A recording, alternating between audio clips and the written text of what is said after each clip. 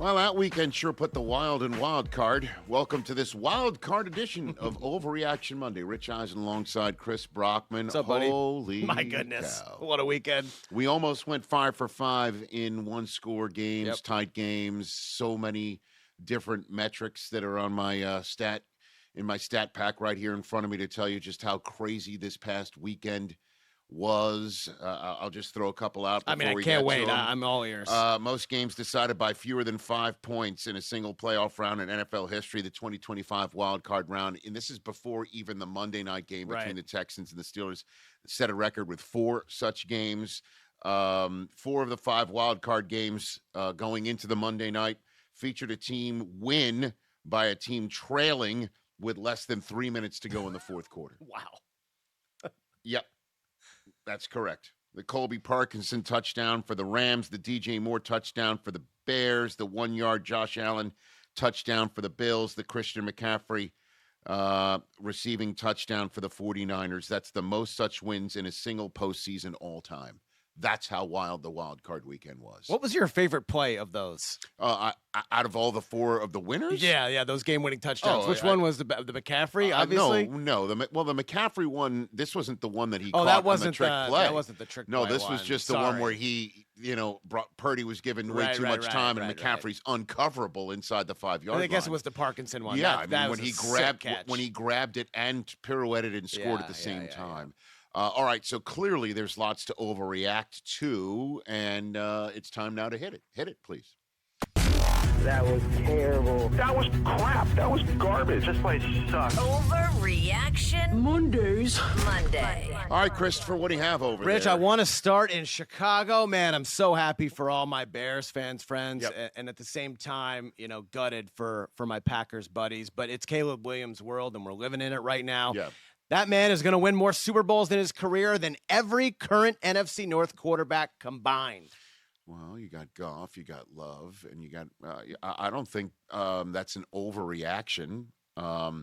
Here's the thing.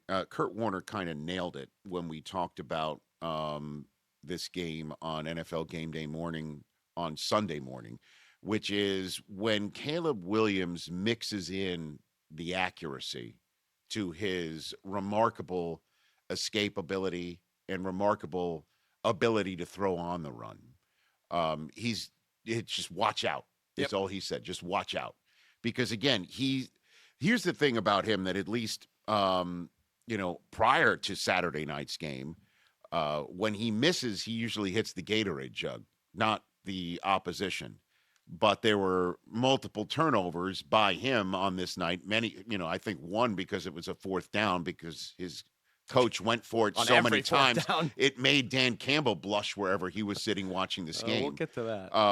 But this throw, I believe, we're seeing right here on the screen. It may not be this one, but it kind of looks like it in a way. Dunze 4th down. The 4th and 8 throw. Unbelievable, man. Where he is escaping the pocket and the pass rush to his left, going to his left, and Odunze is going from his right to his left as well.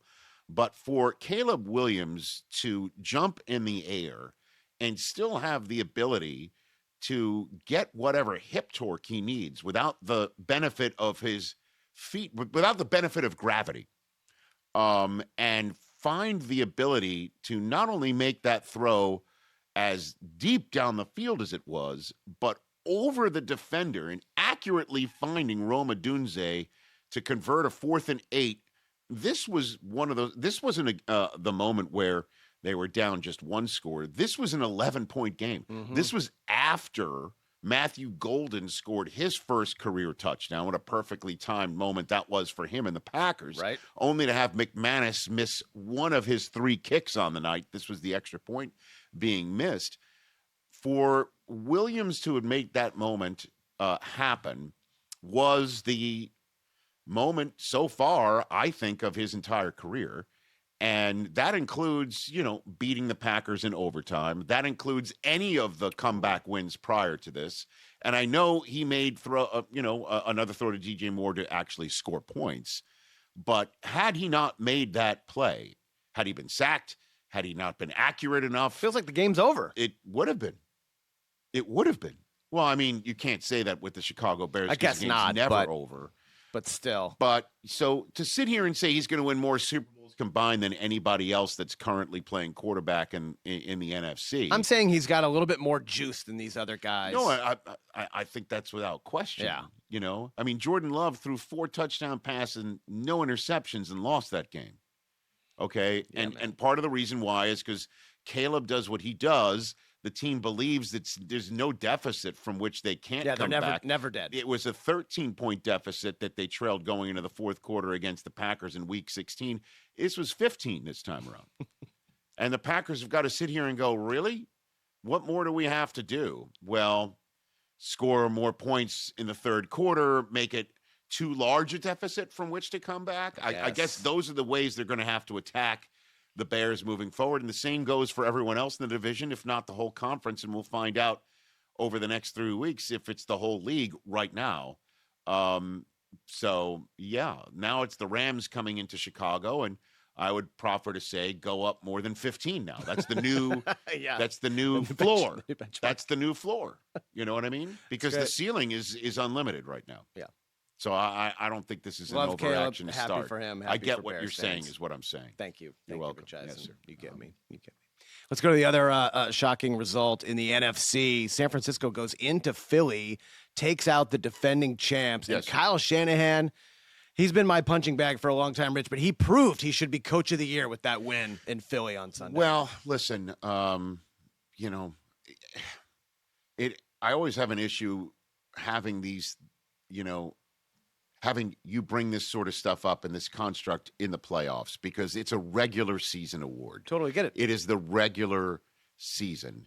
And He did it there, too. I understand he did it there too. So did your coach in New England, by the way. I agree with you. So there's many great cases, but I will just throw this out here just to pick up what you're putting down once again. Oh, what I'm saying is he's coaching his ass off. He is. I understand that, and if that's what you're saying, then that's not an overreaction at all.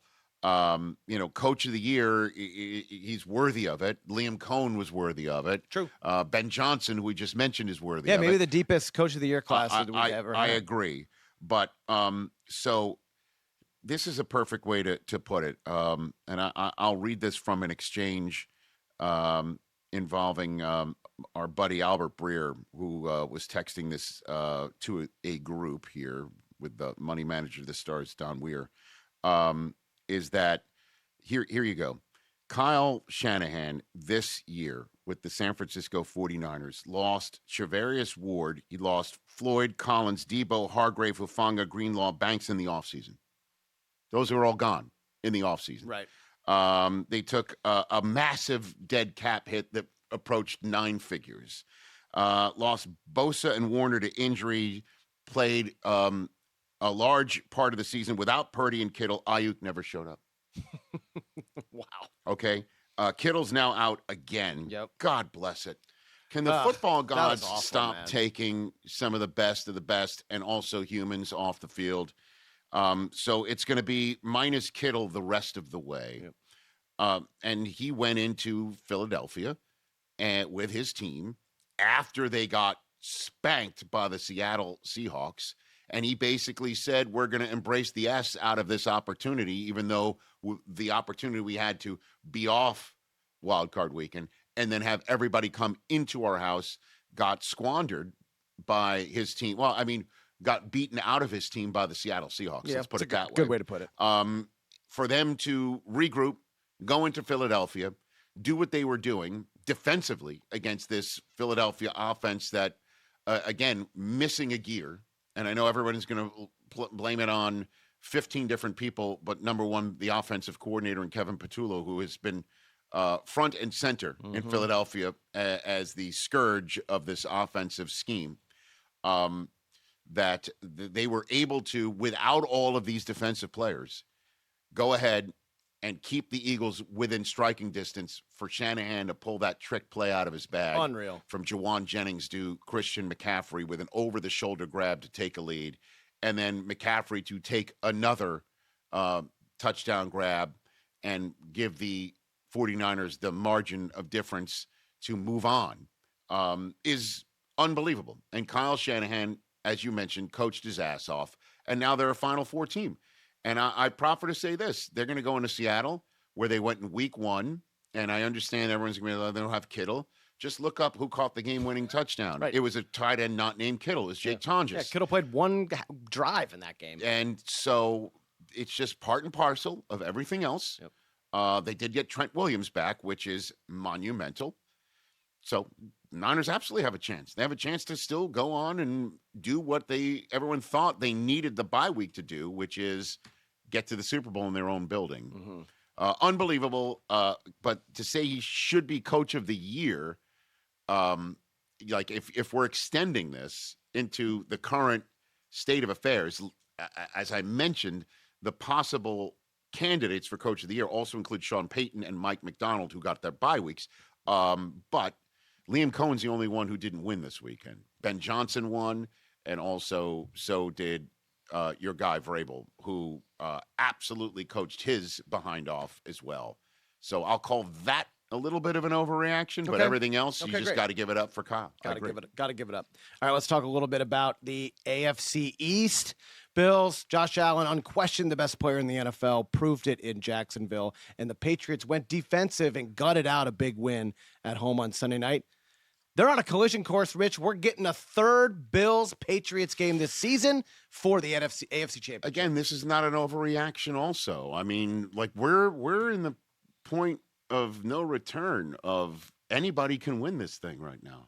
Certainly if you didn't believe the Panthers really had a shot to go all the way and they gave the Rams everything the Rams could handle and they're now out, or you did not believe Jacksonville could truly go on a run despite going into the playoffs on an 8-game win streak, if you really thought the Jaguars were just hitting a ceiling by winning 8 in a row going into the playoffs, they're now gone. Yeah, you and I both picked Jacksonville this week. If you thought the Los Angeles Chargers, because of their lack of protection for Justin Herbert, they were just way too injured a team to go on a run from the 7th seed. If you thought the Packers were way too injured to go on a run from the 7th seed, those teams are all gone. Every single team that remains, and I think that does include the 2 teams playing on Monday Night Football, because you can't look at a Steelers team that's got Rodgers as a quarterback going into the playoffs, and you've got all those guys on defense who can ball out and affect a game for the Pittsburgh Steelers. Anybody could go on the run right now. You could give me pretty much any championship game setup in both conferences, and I can't sit here and go, you're out of your mind. Yeah. So honestly, this guy going into Denver, he could do it himself. He just did in a way. He's just so awesome. Honest, man. but he every single time he targeted Khalil Shakir, he caught it. Yep. So maybe one time, with the exception of a ball that hit Cooks as it was diving, nose diving towards the ground, he couldn't corral it. He made a ton of catches. And they just won without James Cook running the football. 50 total yards, I think, for James Cook. 51. So they could go into Denver 100%, win that game.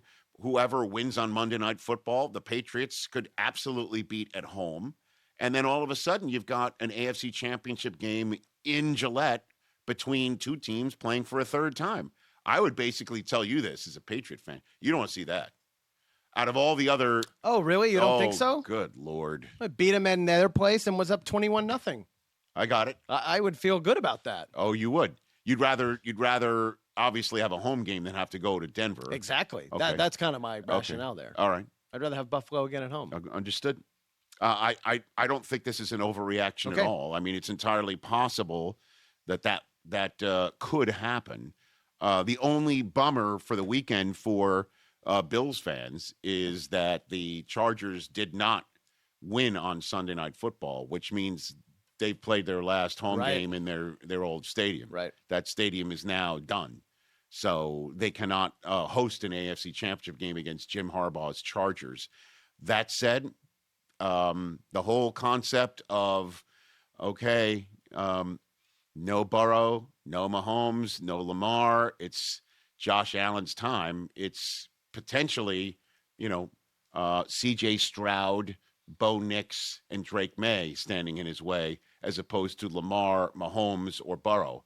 Could be Rodgers. I don't know. I mean, the Bills could wind up going to Pittsburgh for an AFC Championship game, which would be wild. Yeah, I'm with you. Anything's But possible. I wouldn't. all of it's on the I table. wouldn't I'm rule not out sitting any here of this going, stuff, "Oh, the Patriots aren't beating the winner of Houston or Pittsburgh." Or I sit here and go, "Hey, great job going to Jacksonville. Great job pulling that one out." Right. But going to Denver and one and dunning the Broncos, that's not happening. Who could say such a thing? That's kind of off. That would be an overreaction. Yeah. This is totally doable. Bills Broncos rematch of last year's playoffs in Buffalo.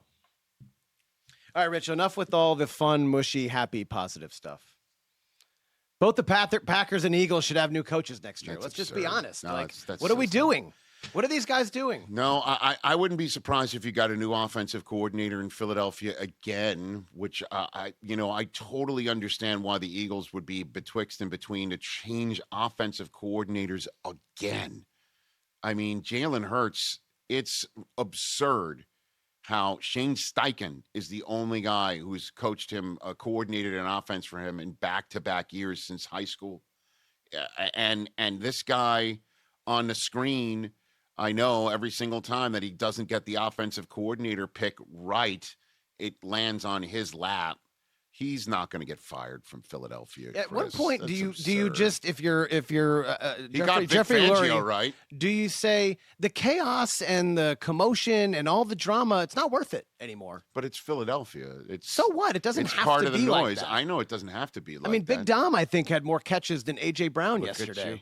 Look at you. Like, what is going on with these guys? I don't know. And obviously, when A.J. Brown doesn't catch the ball and the head coach goes up to him and starts yelling at him, regardless of if it was, "Hey, it's time to get off the field. We're trying to punt. Why are you lollygagging off the field?" He's got to know, like, there's 30 million cameras of Fox on him, and it's going to be interpreted that he just barked at his number one receiver for not catching a football. And if you wanted to do that at all, maybe not. It wasn't the one that he didn't grab and led to this moment on the sideline that went viral. It might have been that one over the middle in late that in the final game. drive Yeah. late in the game that he clearly should have had in his mitts and could not. Kind of reeked of the Alshon Jeffrey drop in the playoff game in New Orleans those years ago when they were trying to defend their title and had a chance to do so.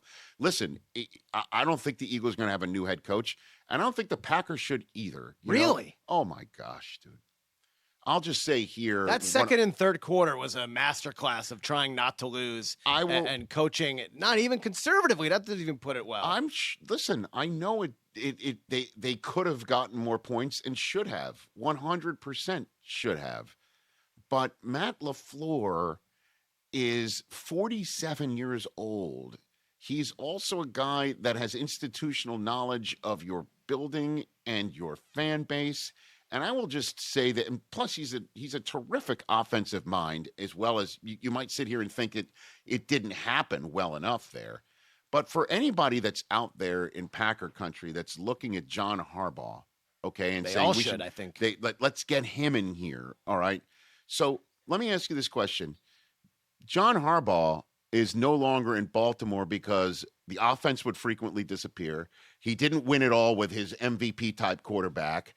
And sometimes there will be head-scratching offensive decisions that come out of nowhere. You want to now switch this guy out for that guy? Really? Because he's new.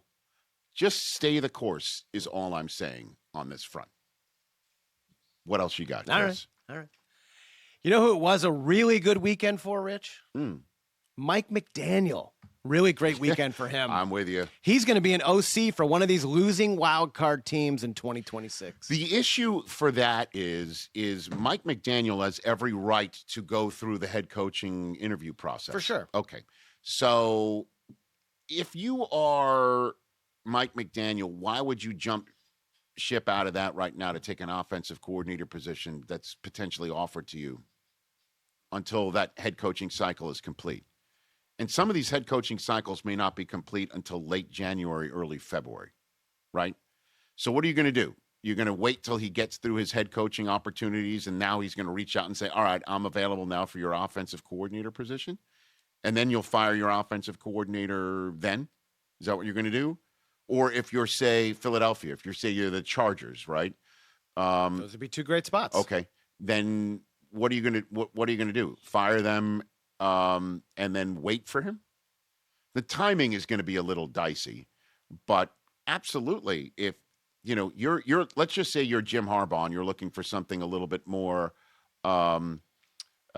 exotic. Okay. Oh, we're gonna get to that next. Okay, you're looking for something more exotic, and you're looking for something that also comes off the run game. Then he's your guy, unless he wants to be head coach somewhere else, and you're like, I don't know if I'm gonna utilize my spot so you can get your head coaching gig, and then you're out of here in a year. Like, what's the commitment? It's not as cut and dried as what I'm saying, but I feel that absolutely he's the guy that you're looking for. Cliff Kingsbury, pardon me, once he gets through everything, he's looking for head coaching jobs. I mean, all these guys you'd say he'd be a perfect offensive coordinator, think in their mind's eye, and as well they should, I'd be a perfect head coaching candidate somewhere. So yeah, that's makes sense. Like, and it's not even the wild card teams. Don't you think Dan Campbell would love to snag him for the Detroit Lions? Their offensive coordinator gig's already open. That's true. That's already done. So yeah, he's quite the candidate, and I think it makes sense. But he's going to go through his own process first, and that might not sync up well enough for some people who are looking to make an offensive coordinator hire. So it's not as cut and dried as you think, but that makes complete sense to me for sure. Yeah, very good weekend for him. I think his price tag went up a little bit. All right, Rich.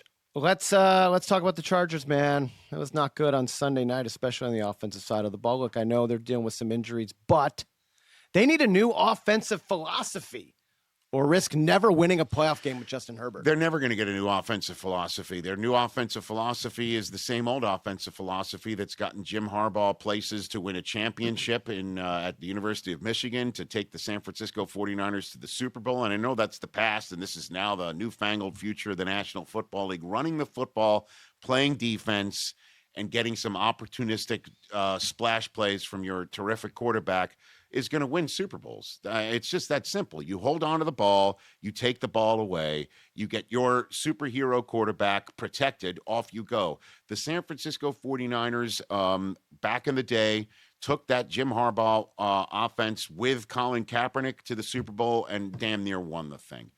Michigan did it. Stanford turned things around. I mean, it's tried and true. It's just maybe having a little bit more of a wrinkle, that nobody's expecting, and a fresh set of eyes on the same concept of controlling the line of scrimmage, playing defense, not turning the ball over. That may be what the doctor orders for the Chargers. I don't know. That said, having Rashawn Slater go down without a single snap of football played sucked. Having Joe Alt go down, come back, then go down for the rest of the year as your left tackle after moving from right tackle sucked. Their offensive line up front, you could see the Pro Football Focus rankings during the introductions. Oh, yeah. Many of them were DFL or close to DFL on all of that. Omarion Hampton had an injury-marred rookie season. Let's see what he can do if he's going to come out of the gate nice and healthy. Maybe they do get another offensive weapon outside for Justin Herbert. And a new offensive coordinator. As you know, Greg Roman was with Jim all those years ago in San Francisco. He went to Baltimore for John. Ravens fans were sick and tired of him by the end of his run. And Jim snagged him for the Chargers, and they've won 11 games twice in a row and then got one and done in the playoffs. Last year, it was a flurry of interceptions, 4 of them, and this year was 3 points, one fewer point than interceptions that Herbert threw last year. I'm not going to throw this on Herbert that he's not a big game quarterback. Really? Yeah, I will. Really? He's not Carson Wentz with a better PR team? What about the fact that he wasn't protected, Chris? He's not protected. Lots of quarterbacks aren't protected. I get it. Drake May hasn't been very protected. Caleb Williams. He needs to be like Josh Allen, I guess. Yeah. What you're pointing out. So maybe a different offensive coordinator will be the answer. And he's going to be sitting at home with, getting that broken left hand all healed up. And, last year he said it was terrible sitting on the 4 interceptions. It's going to just be another long offseason sitting on the 3 points. But, if Jim says it's his job to get Justin Herbert to the Hall of Fame, everything I just laid out from get healthy, that should be good enough to at least improve your lot from this year. Go in the draft and get some dynamic players. Get yourself a dynamic guy who can maybe be the joker of the situation, or could be one of those Jahmyr Gibbs type guys to go with somebody like Omarion Hampton. Go ahead and maybe get yourself a new offensive coordinator. Those are things that I think are feasible for the Chargers. But a new offensive philosophy, you're going to have to get a new head coach for that. I think Jim might have to reset his dream for Herbert. Let's just win a playoff game. And then you can go from there. Then we can build. I get it. We can build. I got it. All right, two more, Rich. Sure. This thing, and I'm sure you've noticed, and I think you agree with me, it's been driving me insane all weekend. Analytics, schmanalytics. Oh, These coaches need to kick field goals. Take free points when they're just given to you. I'm glad Take you them. said it. Take them. Okay. I got the numbers for you right here. I knew you would. Because I was going to do it for the flagship show. I knew you would. Unpack it right here. Teams in the wild card round so far have made half of their fourth down conversions. 26 times they've gone for it on fourth down. They've made half of it. 6 conversions on 9 attempts in their own territory. When you don't get it in your own territory, it flips the field. Panthers fans today are like, if we only punted the ball instead of went for it on our first set of downs in our own end zone, on our own end, and then give the Rams a short field, and the Rams took advantage of that, and that was points that I'm sure the Panthers would love to It felt take like a off the free board. 7 points for the Rams. 30, and here's the thing, though. It flips momentum when the other team stops you on fourth down. Okay, so you're thinking momentum might be already, against you because you're punting. Sure, that makes sense. A defense getting off the field feels good about itself. The offense coming back on feels good about its defense. It's a great team mentality. You don't want to punt. I get it. If you pin them inside the 10, inside the 5, that's a momentum for you as well. And I just understand this, analytics, folks. I understand every word out of my mouth right now is like nails on a chalkboard, because I don't have the numbers that you say you have in terms of win probability and all that nonsense. All I know, and it is nonsense as far as I'm concerned, to have that be the entirety of your North Star when it's time to win football games in the playoffs, when punting is okay and taking points is even better than okay. You take points, you put them on the board, you begin to amass them. And in the fourth quarter, it gives you an opportunity to kick a field goal instead of needing a touchdown to win. All right? The number of times that a team did not get their fourth down, okay, is the same number of times as teams that did. 13 times people went for it and got it. 13 times people went for it and didn't get it. That's the math there. That's good. 13 That's to 20, 50%. 13, 26, 50%. 50%. 31 points were scored off of turnovers on downs. 31. Every single time, if you punted and took the points, do you know how many points they would have gotten? Zero. They would have gotten 0 points on you. Instead, you're giving out 31. Where's that in the metrics? Okay. Buffalo scored a touchdown after the Jaguars went for it deep in Buffalo's end. They've not only flipped the field, they marched down the field and scored.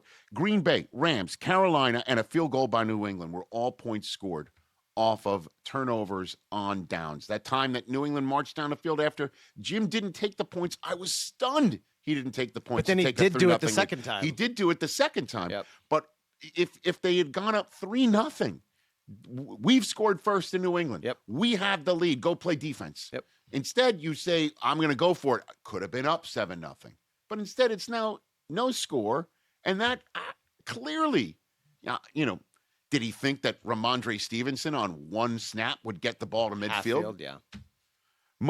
It's the most fourth down attempts and tied for the most conversions in a single playoff round since at least 1991. That's as far back as they have for data. Take that for data. Most points off turnovers on downs in a single playoff round since 2000. Take the points, flip the field, play field position, amass points, rely on your defense. I get it. There are times when it makes sense to go for it. You're 2 yards and in, 1 yard and in. You're inches, depending on the field, the field position depends on the time on the clock. I'm not saying never do it. I understand that there are analytics that say go for it here, and that means you're enhancing your chance to win. But in the playoffs, my North Star would be take the points, flip the field, play the long game. Why are we playing it like you're a 13-year-old hopped up on a bag of Skittles playing video games? I don't understand it. It makes no sense. It makes zero sense. And in the case of Ben Johnson and the Chicago Bears, Mr. Good, better, best, and making the city feel great. And I totally get what he's doing in terms of the red meat. I mean, it's working. And what he's saying. It's working. But if Caleb didn't pull it out of his own ass, we would be talking about what he did on fourth down. 1 for 5 or something to start the game on fourth down? The Bears. Is that what it was? The Bears went 2 for 6 overall on going forward on fourth down. Yeah. And they led the weekend in going forward on fourth down in their own territory. They were 2 for 3 in their own territory. And the one time that they weren't led to points for Green Bay. I don't understand it, and it will bite someone in the ass. It will. Do you know the only team that did not go for it on fourth down at all on Wild Card Weekend was the San Francisco 49ers? Not at all. He's taking the points and playing the long game. Yeah. Well, he's learned from his past mistakes. Maybe so. I think it makes for a better coach. Yeah. You got one more? Last one. We're going to hear a lot about John Harbaugh this week. As well we should. He's a terrific coach. Maybe a new landing spot for him, it seems like it. No matter where he ends up, Rich Eisen, John Harbaugh will win more games than the Ravens next year. Oh, I don't know about that. You think if he winds up with the Giants, he's going to flip the Giants around to the point where they're going to win more than the Baltimore Ravens? Who almost won their division? Won 8 this year. I understand. You don't think the Giants can win 10 games next year? This is the reason the why Falcons can win 11. One of the reasons why the Ravens are. Listen, look at every job that's open. Is there an MVP quarterback that's sitting there ready to be coached up? Anybody? Bueller? Come on now. Even if the Packers do something which I think is insane. Packers have an MVP quarterback. But he didn't win one. He didn't win 2. The Eagles have a possible one. The Eagles aren't firing their coach. Well, they should think about it.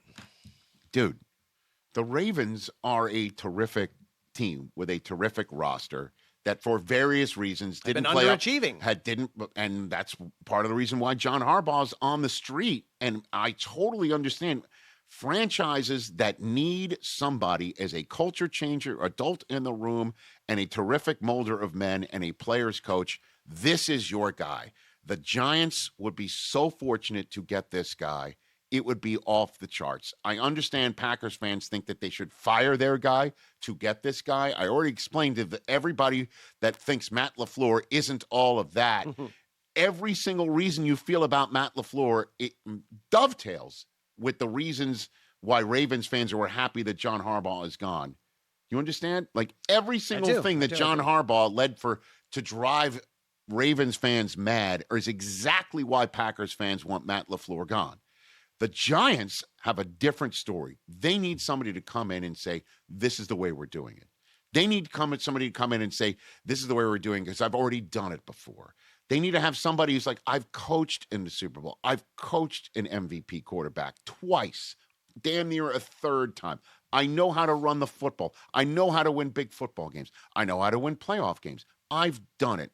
Let me just be, you go shop for the groceries. Let me even include me in that process because I know what I'm doing. The Giants would die for this guy. The Falcons, it's another one, right? On and on and on and on and on. But the Ravens are still a terrific football team. And you get the right guy in there with the right offensive coordinator in there and let it go. I mean, again, the reason why you're hearing Cliff Kingsbury is no longer the OC in D.C. is because one of the things I read, Dan Quinn thought that his offense was too college-type oriented of an offense, okay? And they want to do more of a pro-set type of offense in Washington, D.C. with the Ravens might need a little college offense. Bingo. You put Cliff Kingsbury in there if he's not an HC somewhere I think he did interview with them today. Well, but even if he's not their HC, I'm telling you this is Jesse Minter's job. Jesse Minter's now free. I'm telling you this is what it sounds like to me. And I haven't spoken a word to him or the Ravens. It just reeks of Jesse Minter's gig. Okay? Or it'd be kind of wild. I don't think that this would happen. Anthony Weaver's the DC in Miami. Maybe you bring him up there, and the guy who was his HC this year, you bring him in as the OC. I don't know how that dynamic would work, but crazier things are happening in the NFL than I've ever seen before. Yeah, no doubt about that. And would it be wild if the Giants turn around or the Falcons turn around or anybody who hires John Harbaugh? If he goes to Tennessee because he likes Cam Ward a lot and he just wants to live in Nashville with his wife and his family, and he kind of digs maybe moving to Tennessee and he wants to take that job, and it's an AFC South that he feels is more winnable than any other division that he'd be entering, maybe he does that. The Ravens are going to win more games than the Titans next year, pal. I just don't know if he wants to take on such a reclamation project like that. The Ravens are not rock bottom. Come on, man. No, they're in the middle, which is where you don't want to be. I understand that. Or they're in the middle because you thought that they needed a new voice. And the new voice comes in with a new way of looking at it offensively, and off you go. This is an overreaction, as much as I believe in any Harbaugh, as you know. Okay, Christopher. Booyah. That was crazy. It was crazy, man. It was awesome. Unbelievable. And it's just like, man, what is Monday? I know you might listen to this after the Steelers and Texans game, but what is going to happen in Pittsburgh? Well, most likely it's going to be a one-score game where somebody comes back and wins it in the last 3 minutes, because that's the way every other game in the wild card round, with the exception of the Patriots win over the Chargers, that's the way the wild card weekends went.